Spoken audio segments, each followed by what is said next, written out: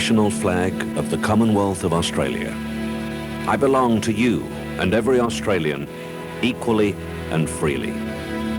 I was conceived before the dawn of the century. Designed by Ivor Evans, I was chosen over and above some 32,000 contenders. Although I was never an orphan, I was adopted on that sparkling spring day, the 3rd of September 1901, when I flew above the exhibition building in Melbourne. I was hailed and celebrated by people standing on the threshold of nationhood. They took me to their hearts. In that official ceremony, in the presence of our first Prime Minister, I became the chief symbol of a new nation, embracing the ideals of self-determination, national sovereignty, and personal freedom under God.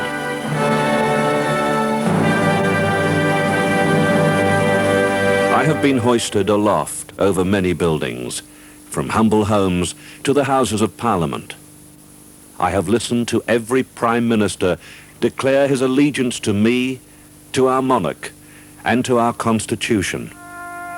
I have witnessed the pledge of each one to protect and defend those freedoms we all cherish, even above life itself. I am carried with pride in ceremonies and processions. I have draped the caskets of your national heroes, carried to their last resting place. The caskets of kings and queens, eminent statesmen, generals, admirals, humble privates, and the unknown soldier. Wherever free men gather, wherever there is justice, faith, hope, charity, and truth, there too am I.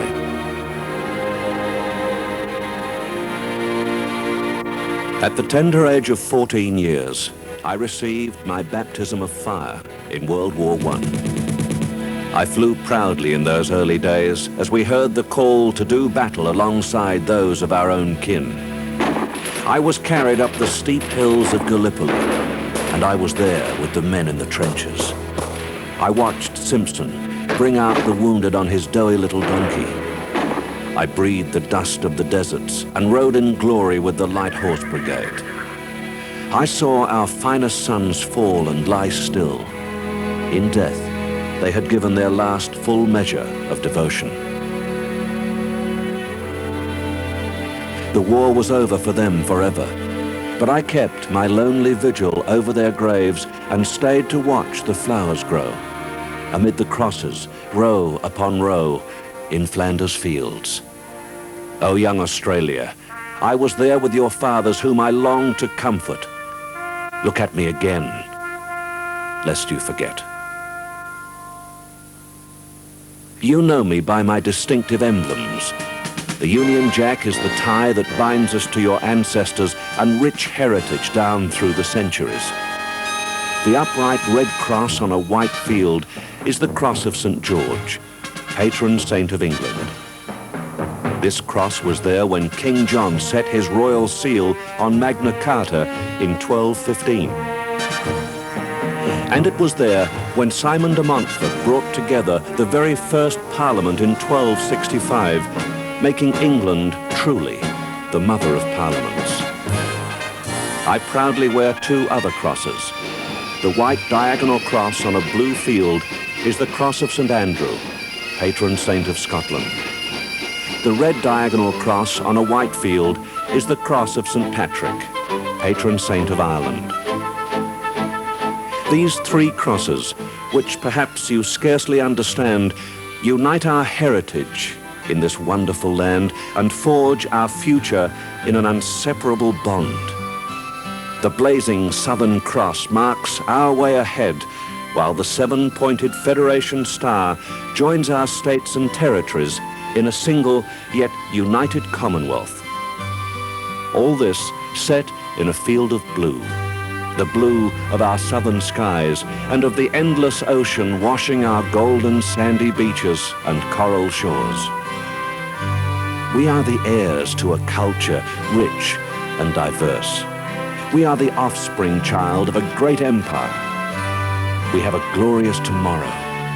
We are one, lest you forget. I have been to many places. I have seen many things. With our explorers, I crossed the icy wastes of Antarctica and climbed the heights of Mount Everest.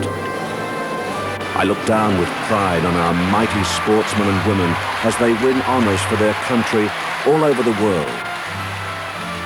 At every official or memorable event in this land, I hold the position of honor.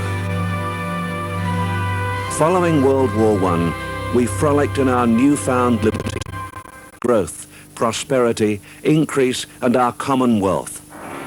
But far to the north, in Russia, a new tyranny spewed forth, slaughtering the rich and regal, the lowly and humble, usurping the sovereignty of nations, not of its own. We watched from afar, protected by the border of oceans. Then came 1939, and once again, we heard the beat of the warmongers' drums.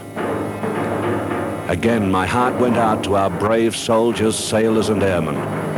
I was there with them, in the Middle East, in New Guinea, Malaya, Borneo, and many other places.